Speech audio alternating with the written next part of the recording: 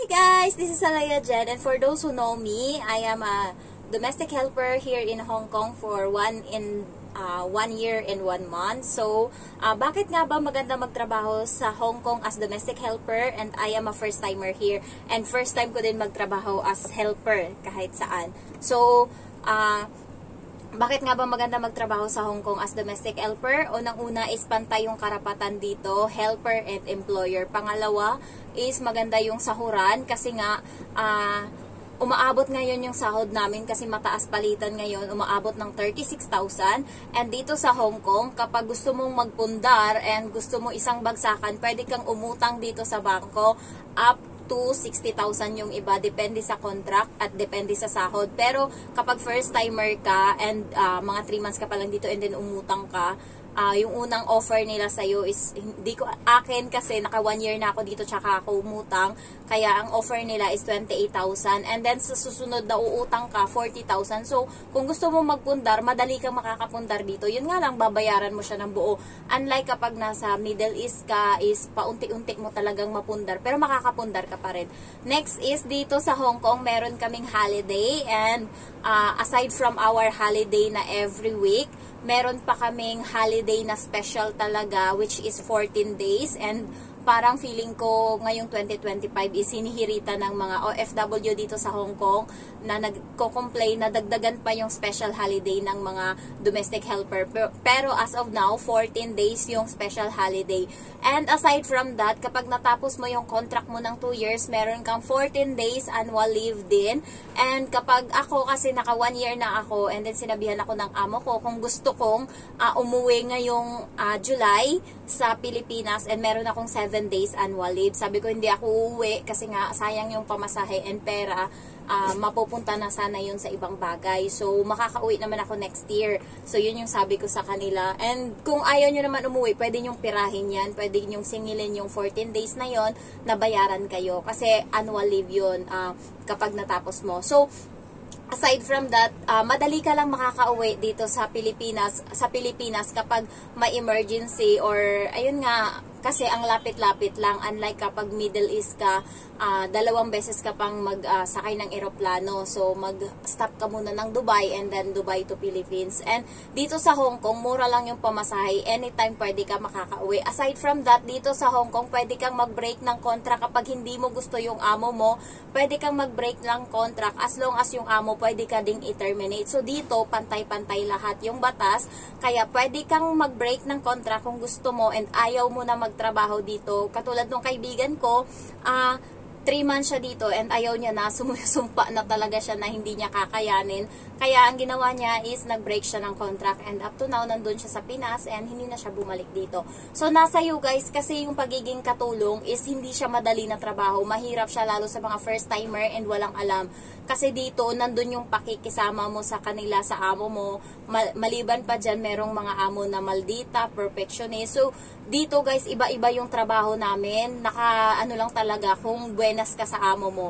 Ayan, so depende talaga sa amo and depende din sa pakikisama mo. Ako, hindi ako masipag pero matiisin ako. Yung hindi ako madaling mag-give up. Yun yung katangian ko. And dahil alam mo yon, kapag kasi may pangarap ka, hindi ka uuwi na wala kang alam mo yun, wala kang resibo or wala kang may pakitang napundar. So, kahit gustong-gusto kong mag-give up nung una kasi nasa adjustment period pa ako ng amo ko and ako, pero hindi ko ginawa na mag-give up kasi nga gusto kong umuwi ako, sasabihin ko sa sarili ko, nakatas ko to nung nag-abroad ako.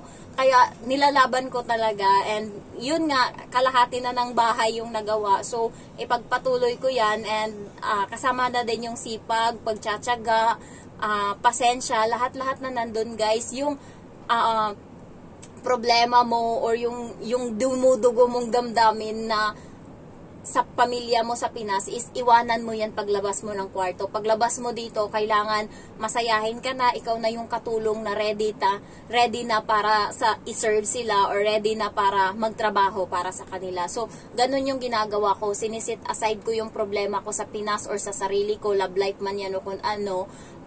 Paglabas ko dito ng pinto, ayun na, ready to serve na. Isang beses lang ako na nagpaalam na kung pwede akong magpahinga. Yun yung time na sobrang sakit ng puson ko.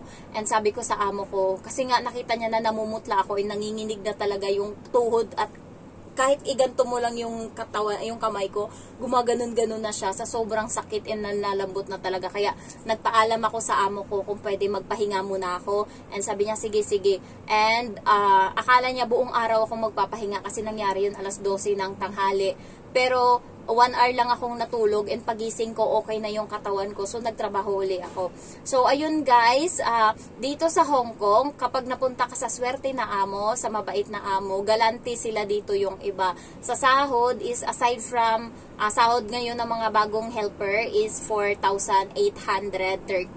So aside from that, meron silang pakimkim or aside from that, meron silang binibigay na pasobra. Ganon yung ibang amo. And dito sa Hong Kong, yung mga ibang helper is nakaka-sideline sila. Halimbawa, kapag day off nila, nag-uukay-ukay sila and then binibenta nila sa online. Meron ding iba na nagpa-part-time katulad ng naglilinis sila sa ibang bahay. Pero ingat-ingat kayo kasi nga pag nahuli kayo ng pulis is grabe yung offense nun. So, kaya ingat kayo. Pero yung kaibigan ko, ang tagal niya nang ginagawa yan, naging sukit na siya. 3 yung part-time niya every Saturday.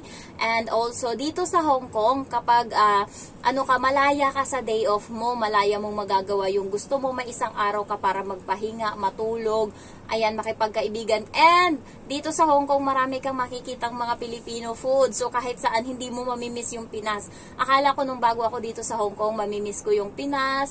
Pero pagdating ko dito, merong Jollibee. So, natuwa ako. And andyan sa Central, lahat ng mga pagkaing Pilipino, halo-halo na kahit ano man dyan, kasaba man dyan, o kung dilagang saging, nandyan lahat. Kaya, hindi mo talaga mamimiss yung Pinas kapag, kasi nandito lahat sa Hong Kong. And dito sa Hong Kong, guys, marami kang makakausap and makakakwentuhan ng mga Pilipino. So, isa din yun sa dahilan kung bakit maganda magtrabaho dito sa Hong Kong. Pero, ingat nga lang kasi nga, hindi lahat ng tao is mapagkakatiwalaan and hindi lahat ng tao is kaibigan. So, kinakabahan ako ngayon kasi first time ko tong i-upload sa Facebook ko. Okay lang sa YouTube kasi sanay na akong mag-upload. So, guys, kung bago kayo sa channel ko, baka pwedeng pa-subscribe na din ng Facebook ko. Yung pangalan niya ngayon is Genevieve, pero babaguhin ko siya, gagawin ko siyang Alea Jen. So, doon ako magpo-post or mag-upload ng mga video ko din para may mga tips din. Kasi nga, mas maraming nakakakita sa Facebook kaysa sa YouTube. Mas malawak yung napupuntahan ng Facebook. Pero mas may pera sa YouTube. Kaya, nag-focus ako sa YouTube and dito nga ako nakakakuha ng sideline. Natatakot akong itry yung Facebook pero subukan ko kasi nga sayang yung mga video ko na imbis na sana na i-upload ko sa Facebook is binubura ko. So ngayon, ini-explain ko sa inyo kung bakit maganda magtrabaho sa Hong Kong as domestic helper kasi nga aside from maganda yung bigayan dito, pantay yung hindi ka takot kasi walang nananakit dito na amo. Nananakit, isang tawag mo lang yan sa pulis, pwede silang makulong, magmulta dito. Pagka sumobra din or pagka late na sila magpasahod, pwede mo din silang ipalabor. So, marami ka ditong pwedeng gawin. And dito, guys, is pwede ka makakapagsimba kapag linggo. Kung anumang religion meron kayo, meron yan dito sa Hong Kong. So, ayun lang, guys, so far. Kaya maganda magtrabaho dito sa Hong Kong kasi malaya lahat. And dito is, natuwa ako kasi hindi ako pro pagdating sa paglilinis, pero naiintindihan ng amo ko. And basta alagaan nyo lang yung bata, ituring nyo na parang kapatid or alam nyo yun, anak. Kasi pag nakita ng amo nyo na mahal nyo yung alaga nyo is nagiging kampante sila and wala silang pakialam kung mag-ano man dyan yung mangyari sa bahay as long as yung bata is inaalagaan mo. So, ayun lang guys. Thank you for watching and I love you all. Bye-bye.